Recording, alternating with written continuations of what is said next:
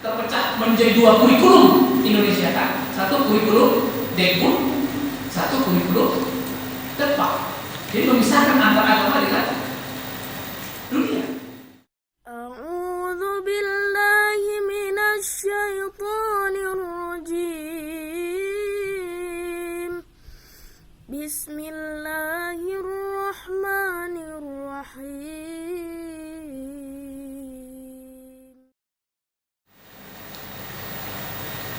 Kemudian yang berikutnya di bidang apa lagi? Di bidang pendidikan apa lagi? Kalau kita perhatikan di bidang pendidikan, Pak, kita perhatikan sama-sama di sini bahwasanya terpecah menjadi dua kurikulum Indonesia kan. Satu kurikulum Dekun, satu kurikulum Depak. Jadi memisahkan antara agama dengan dunia. Sekularisme. Beda dengan ulama-ulama ataupun sahabat-sahabat Rasul atau umat-umat terdahulu. Dia ahli, hafiz Quran, ngerti hukum, ngerti Quran.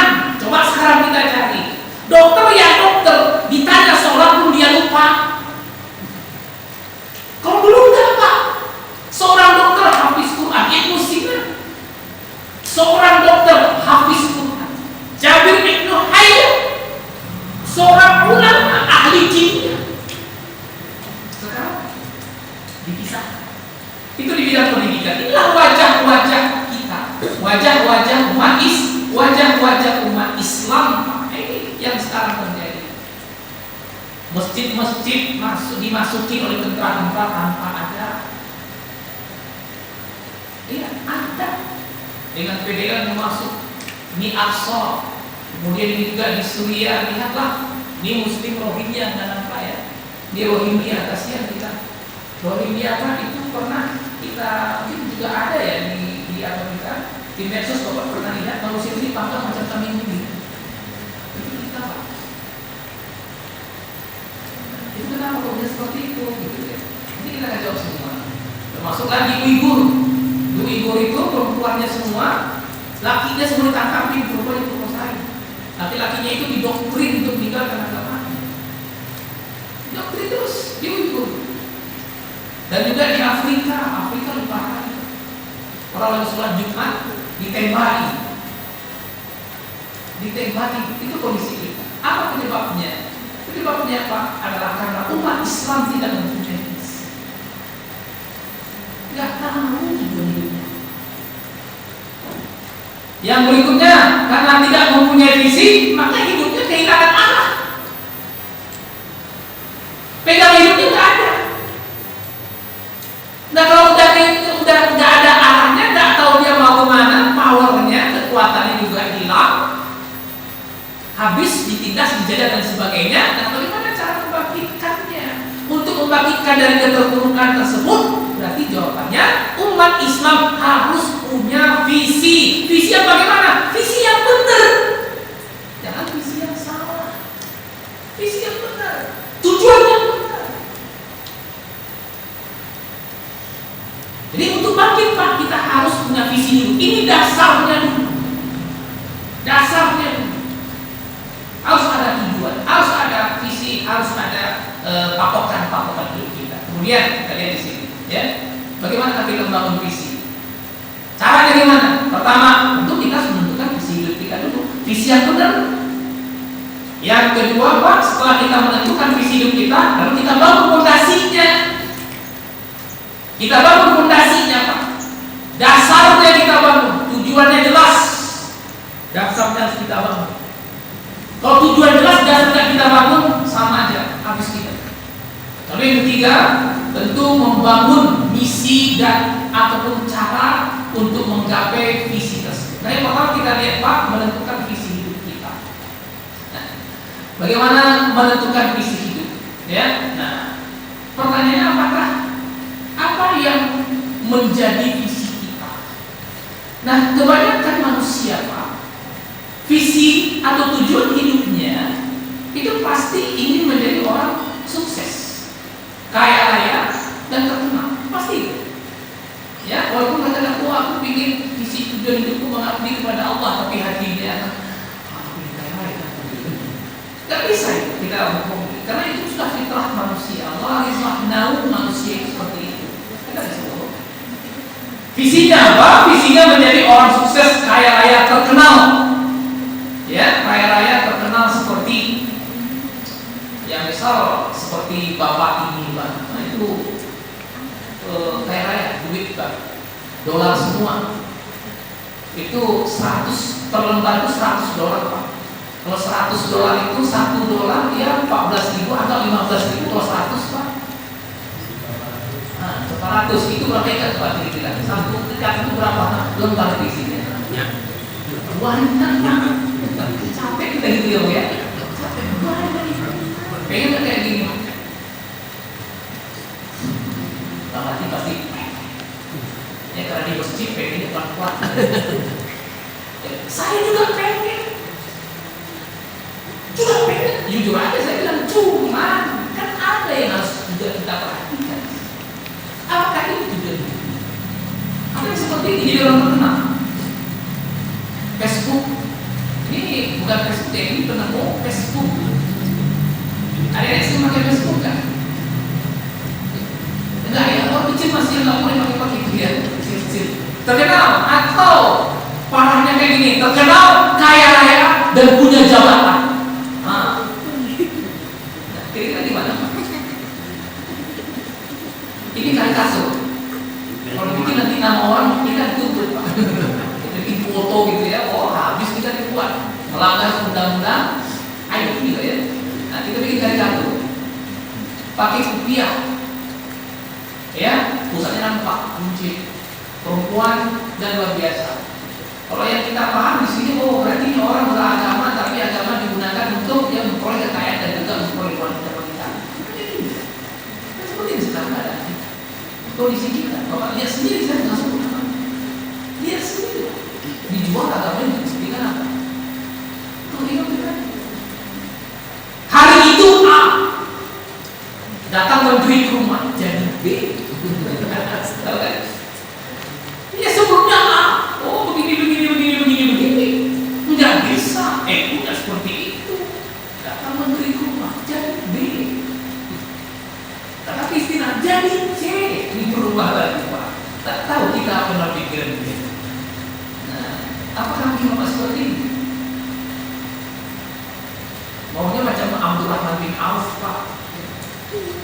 Hartanya banyak, tapi saking banyaknya hartanya, makin bertambah hartanya, makin takut dia dengan hartanya itu, Pak.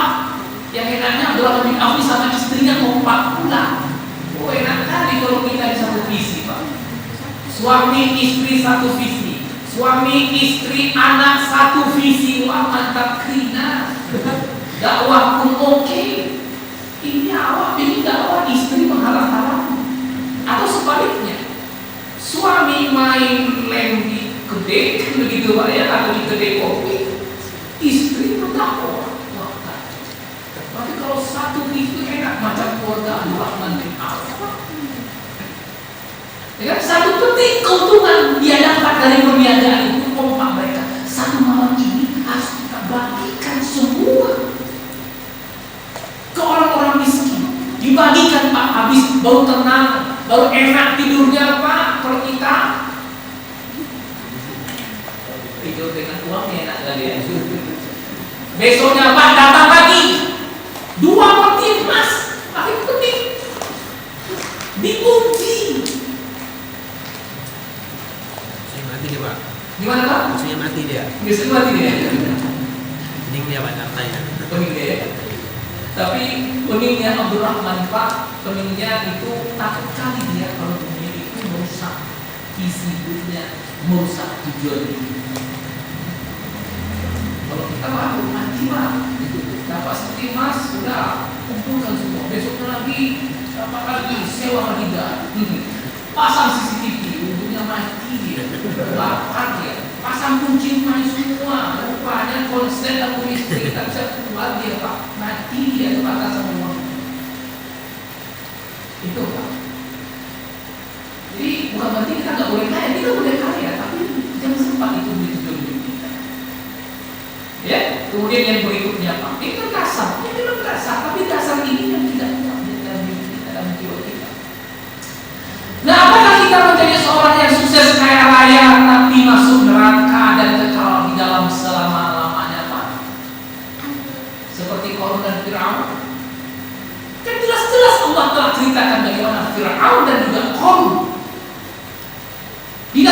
Tuhan. Tapi tidak juga membuka pikiran kita, tidak kita pikirkan juga. Kita anggap itu sebagai sesuatu ya sejarah, dongeng.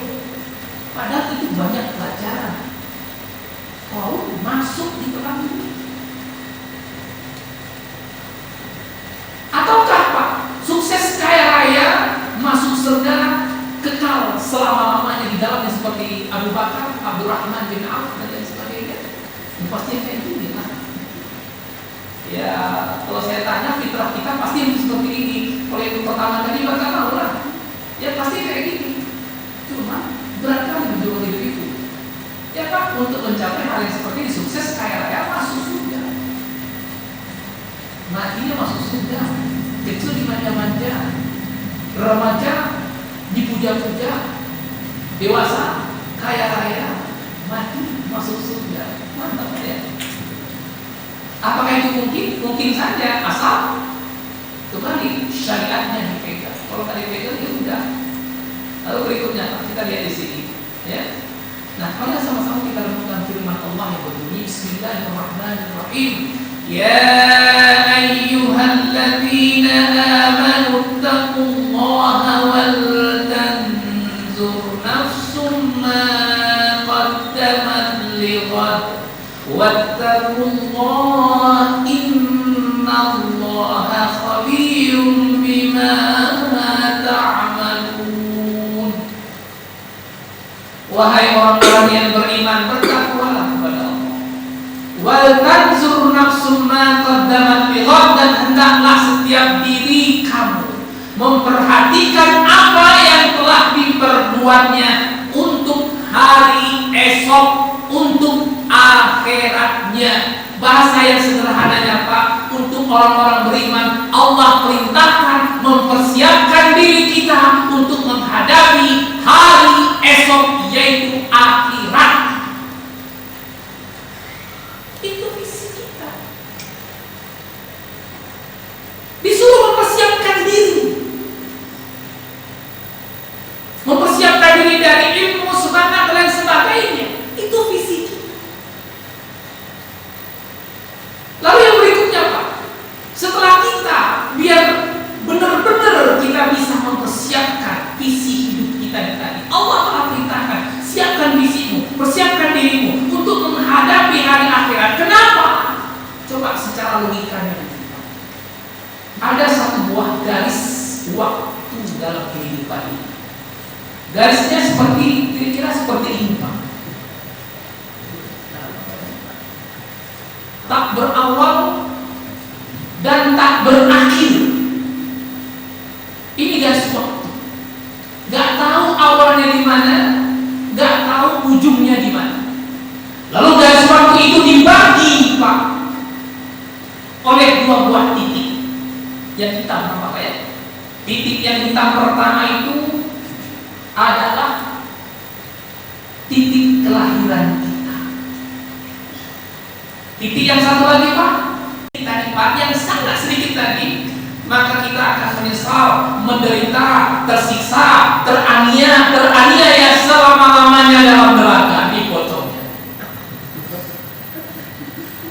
Atau seandainya kita sukses Pak, menjalani hidup kita yang sangat sedikit itu tadi, ya, maka apa yang terjadi? Tentu kita akan bahagia, kekal, hidup selama-lamanya. Jadi sadarlah Bapak, ingatlah Bapak, termasuk pada diri saya juga Pak.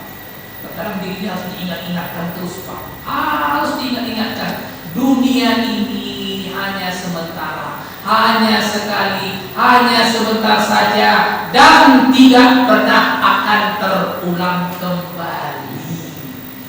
Hanya sekali. Adik-adik, ini siapa? Kenal? Beli perannya mukanya, gitu kan? Kita lihat, hanya sebentar saja. Satri wajib Pak. Kenal lagi ya? Pak, kira-kira kalau yang pertama tadi Pak, kita dipuja-puja benar nggak Pak? Anak saya punya anak kembar di rumah, kalau mikir-mikir nengok mereka enak aja kecil. Tinggal nangis datang nasi. Tinggal nangis datang makanan. Tinggal nangis datang es krim. Enak kali kau jadi anak. Serius Pak. Dimanja itu saya manja namanya anak-anak raja, namanya anak dan raja. Enak kali jadi anak kecil ya. Tapi coba kalau udah tua kayak macam tadi Pak, yang bikin si adik tadi ketawa. Nah kayak gini. Coba. Apakah kita dimanja-manja Pak? Dicampakkan dia Pak. Bagi anak-anak kita yang nggak kita berkali dengan agama, dicampakkan. Dan itu nggak lama. Saya baru Pak, saat umur udah 44 tahun, tapi perasaan masih semangatnya saya masih muda. Itu kan tidak apa-apa. Jadi kurang kayak gini kita coba disampaikan sama anak kita sendiri.